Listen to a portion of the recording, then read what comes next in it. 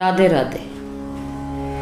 रसवासनी production की तरफ से आज हम फिर से ज्ञान चर्चा की ओर चल रहे हैं और आज हमारी ज्ञान चर्चा का विषय रहेगा चतुर्मास। आपको जैसे पता ही है कि 20 जुलाई से चतुर्मास आरंभ हो रहा है और वो 14 नवंबर तक चलेगा। 20 जुलाई यानी कि एकादशी, ये एकादशी वो एकादशी है जिसमें देव शयन करते हैं, यानी कि इसको देव शयनी एकादशी भी बोला जाता है। इस दिन सभी देवी देवता गहन निंद्रा में चले जाते हैं।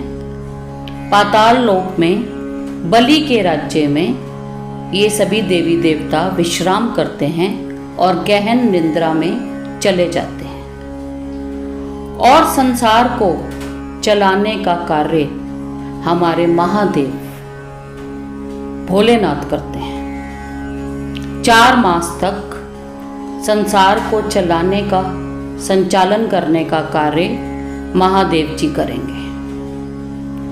ये चतुर्मास है क्या? ये चतुर्मास में कोई भी मांगलिक कार्य नहीं होता और कोई भी शुभ कार्य इसमें नहीं होता। 24 तारीख को गुरु पूर्णिमा है।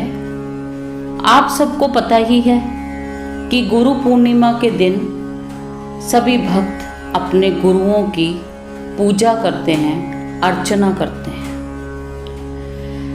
आज मैं आपको ये बताना चाहती हूँ कि जिन्होंने गुरु धारण नहीं किया या जिनके कोई भी गुरु नहीं है तो उन्हें निराश नहीं होना है, क्योंकि हमारे सबसे बड़े गुरुदेव हमारे बिहारी जी और हमारे महादेव जी हैं।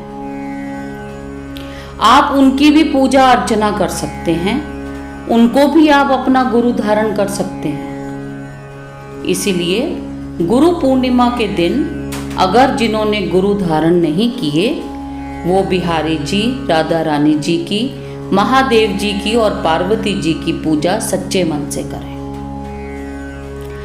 चतुर्मास शुरू होता है सावन के महीने से और सावन का महीना कब से शुरू हो रहा है? 24 तारीख से।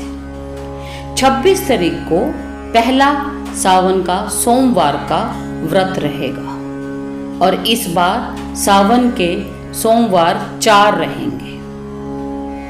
तो सावन के महीने में सबसे ज़्यादा जो पूजा होती है वो भोलेनाथ जी की होती है। यूं तो सावन का महीना राधा रानी जी को और कृष्ण जी को भी बहुत प्रिय है, क्योंकि सावन के महीने में झूले डलते हैं और हमारे श्यामा जी उन झूलों पर झूलते हैं। घेवर की मिठाई खाई जाती है, चारों तरफ उल्लास का वातावरण होता है और बांके बिहारी जी के मंदिर में और बरसाना में राधा रानी जी के मंदिर में फूलों के बंगले बनते हैं। सभी भक्त बहुत प्रसन्न होते हैं और हमारे श्यामा जी को तो सावन का महीना अत्यधिक प्रसन्नता देता है। अब मैं आपको बताऊंगी कि चतुर्मास में, 4 मास में किन किन देवी देवताओं की पूजा करनी चाहिए। चतुर्थ मास शुरू हुआ सावन के महीने से, तो सावन के महीने में हमें भोलेनाथ की पूजा करनी चाहिए, उनका व्रत रखने चाहिए।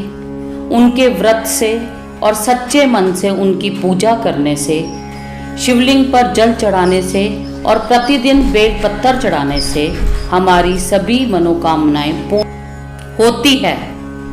इसलिए सावन में के महीने में निश्चल भाव से भोलेनाथ पर जल चढ़ाएं, बेल पत्थर चढ़ाएं, फूल चढ़ाएं और उनका अभिषेक करें, तो आपकी समस्त मनोकामना जिस भाव से आप ये पूजा कर रहे हैं वो पूरी होगी। पहला मास तो आपको मैंने बता दिया कि सावन का मास है, इसमें भोलेनाथ की पूजा करनी है और श्यामा जी की तो करनी ही है। दूसरे मास में गणेश जी और विष्णु भगवान जी की पूजा का महात्म है।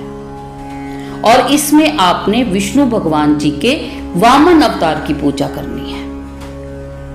उसके बाद आएगा चतुर्मास का तीसरा महीना। इसमें आपने माँ दुर्गा की पूजा करनी है। माँ दुर्गा इस महीने में की हुई पूजा का पूरा फल देती है।